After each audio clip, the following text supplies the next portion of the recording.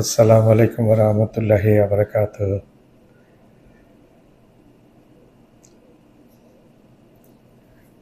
একটা খবরে জানতে পারলাম, বাংলাদেশ আর্মি ভারতের ৫টি গুরুত্বপূর্ণ জায়গায় আক্রমণ করেছে।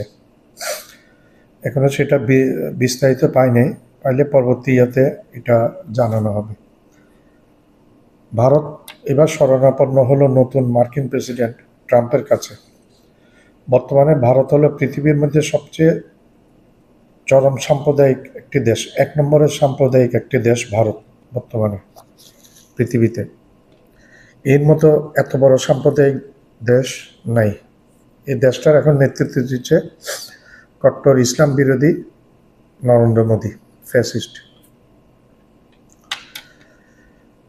ইসকনের ব্যাপারে বাংলাদেশের পাশে থাকার ঘোষণা দিয়েছে চীন। চীন বলেছে ইসকন ব্যাপারে বাংলাদেশের পাশে চীন থাকবে। বর্তমানে ইন্ডিয়ার সব চ্যানেল বাংলাদেশে ব্যান করা হয়েছে বলে খবরে জানা গেছে। বাংলাদেশকে গোলাম বানানোর স্বপ্নকে ধূলিসাৎ করে দিল ডক্টর ইউনূস সাহেব এবং ওনার সরকার। ভারত বাংলাদেশকে কামড় দেওয়ার পূর্বে ভারতের বিষদাঁত ভেঙে দিয়েছে ডক্টর মোহাম্মদ ইউনূস। বর্তমানে ভারতের প্রত্যেকটা বিবৃতিকে চ্যালেঞ্জ করছে বাংলাদেশ এবং চ্যালেঞ্জ করে পাল্টা নতুন বিবৃতি দিচ্ছে বাংলাদেশ। ভারত এবার আমাদের প্রভু, ভারত এবার তাদের প্রভু, ভারতের প্রভু চিন্ময় কৃষ্ণকে নিয়ে আমছালা দোনোটাই হারাতে বসেছে। এবার জামাত এবং হুজুরা মন্দির পাহারা দিয়েছে বলে এক সংখ্যালঘুর ভাই বলেছে। বিগত এত বছরের মধ্যে তারা দেখেন 2024 সালে যেভাবে হিন্দু মন্দিরকে পাহারা দিয়েছে জামাত এবং মুসলমান ভাইয়েরা।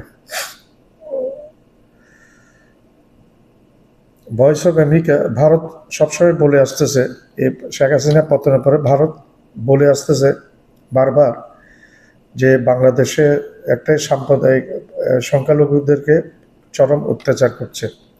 কিন্তু ভয়েস অফ আমেরিকার একটি প্রতিবেদন প্রকাশ হয়েছে 2-3 দিন পূর্বে। সেই প্রতিবেদনে ভয়েস অফ আমেরিকা জানিয়েছে বাংলাদেশের সংখ্যালঘুরা আগের যে কোনো সরকারের সময়ের চেয়ে অনেক বেশি নিরাপদ আছে। গোবিন্দ প্রামাণিক বাংলাদেশের হিন্দু ঐক্য পরিষদের সেক্রেটারি সম্ভবত, উনি বলেছেন আগে 37% হিন্দু ছিল বাংলাদেশে, এখন 8%। বাংলাদেশে হিন্দু কমে যাওয়ার সবচেয়ে বড় কারণ হচ্ছে আওয়ামী লীগ দায়ী। আওয়ামী লীগের সময়ে হিন্দুরা সবচেয়ে বেশি নিগৃহীত হয়েছে। বাংলার সব ধরনের মানুষ সমান, ইসলামের সহশিক্ষা দিয়েছে। ইসলাম যে শিক্ষাটা দিয়েছে সব ধর্মের মানুষরা সমান। এটা ইসলামের যে প্রথম কনস্টিটিউশন নবীজি হযরত মুহাম্মদ সাল্লাল্লাহু আলাইহি ওয়াসাল্লাম দ্বারা প্রবর্তিত হয়েছে, সেই কনস্টিটিউশনে লেখা আছে সব ধর্মের মানুষ সমান, সংখ্যালঘুদের নিরাপত্তার দায়িত্বে থাকবে সংখ্যাগুরুরা। বর্তমানে ইসলাম বাংলাদেশে 90% মতো মুসলমান আছে, বাকি 10% মধ্যে হিন্দু এবং অন্যান্য ধর্মাবলম্বীরা আছে। ইসলাম অন্যান্য সব ধর্মের মানুষকে মর্যাদা দিয়ে থাকে। ভারতের 7 সিস্টার ভারতের উপর যতক্ষণ নির্ভর করে থাকবে ততক্ষণ তাদের উপর অত্যাচার চলতে থাকবে। তাদেরকে আমরা আহ্বান জানাই তারা বাংলাদেশের পাশে এসে দাঁড়াক, তাইলে তাদের অর্থনৈতিক এবং সামাজিক সব ধরনের উন্নতি হবে। ইতিমধ্যে 7 সিস্টারে প্রচুর নিপীড়ন চলছে মণিপুরে। ভারতীয় সৈন্যরা প্রচুর নিপীড়ন করছে মণিপুরীদেরকে। এই নির্যাতনের চিত্র বাইরে আসছে, আমরা ভিডিওতে দেখতে পাচ্ছি। অনেক গির্জা তারা পুড়িয়ে দিয়েছে। 7 সিস্টার যদি বাংলাদেশের পাশে এসে দাঁড়ায়, 7 সিস্টারের উন্নতি আমরা আহ্বান জানাই 7 সিস্টারকে। আপনারা 7 সিস্টার মোদি পা চাটা বন্ধ করেন, বাংলাদেশের পাশে থাকেন, দেখবেন আপনাদের উন্নতি হবে। মুন্নিশা গতকাল রাতে গ্রেপ্তার হয়েছে এবং একটু আগে শুনলাম তাকে ছেড়ে দেওয়া হয়েছে। সেটা বুঝতে পারলাম না কি জন্য ছেড়ে দেওয়া হয়েছে, সেটা আরও পরবর্তীতে বিস্তারিত হয়তো জানা যাবে। নেপাল একটি হিন্দু সংখ্যাগরিষ্ঠ দেশ, হিন্দু রাষ্ট্র বলে সরকারিভাবে একটা হিন্দু রাষ্ট্র নেপাল। এই নেপাল পর্যন্ত ভারতকে পছন্দ করে না, ভারতকে লাইক করে না। আমাদের বাংলাদেশের কথা বাদ দেন, 90% মুসলিম অধ্যুষিত বাংলাদেশ, কিন্তু নেপাল হচ্ছে সংখ্যাগরিষ্ঠ এবং হিন্দু একটি রাষ্ট্র। সে নেপাল পর্যন্ত ভারতকে পছন্দ করে না, ভারতের দাদাগিরি পছন্দ করে না। একদিন না একদিন এই মোদিকে হিন্দুত্ববাদীর এই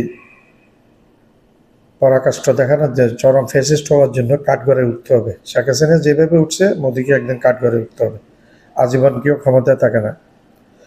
মোদি সবসময় ভেবেছেন শেখ হাসিনা থাকার সময় বাংলাদেশ এই 15 বছর যেভাবে বাংলাদেশের কলোনি ছিল, এখনও সেই কলোনি, ওগুলো ভুলে যান। এটা নতুন বাংলাদেশ, ছাত্র জনতার বিপ্লবের মধ্যে সৃষ্ট একটি নতুন বাংলাদেশ। নেপাল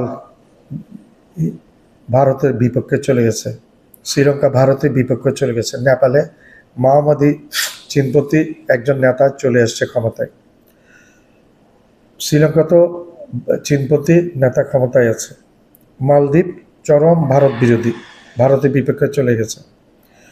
চীন এবং পাকিস্তান ভারতের সবসময় ভারত শত্রু রাষ্ট্র মনে করে, চীন এবং পাকিস্তানকে।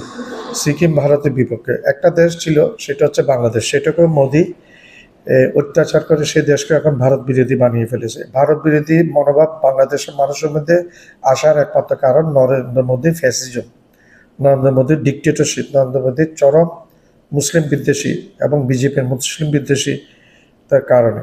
তারা প্রত্যেকটা মুসলমানের মসজিদে এখন তারা হিন্দু মন্দির খুঁজে বেড়ায়, হিন্দু মূর্তি খুঁজে বেড়ায়।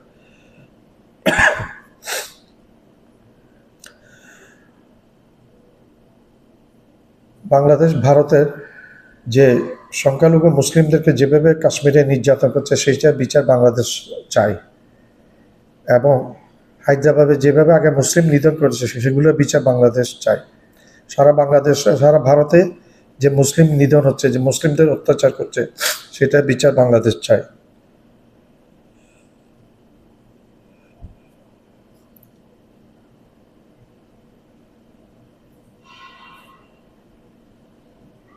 ইসকনের এই দাসকে ইসকন বলছে, সেই দাসকে তারা বহু আগে ইসকন থেকে বের করে দিয়েছে। সনাতন সেই বের হওয়ার পরে দাস সনাতন জাগরণ মঞ্চ নামে একটি মঞ্চ বানিয়েছেন এবং বাংলাদেশের সেনাবাহিনীর উপর এসিড নিক্ষেপের দায়ী এই এই প্রাক্তন ইসকন নেতা এই দাসকে বহন করতে হবে। ধন্যবাদ।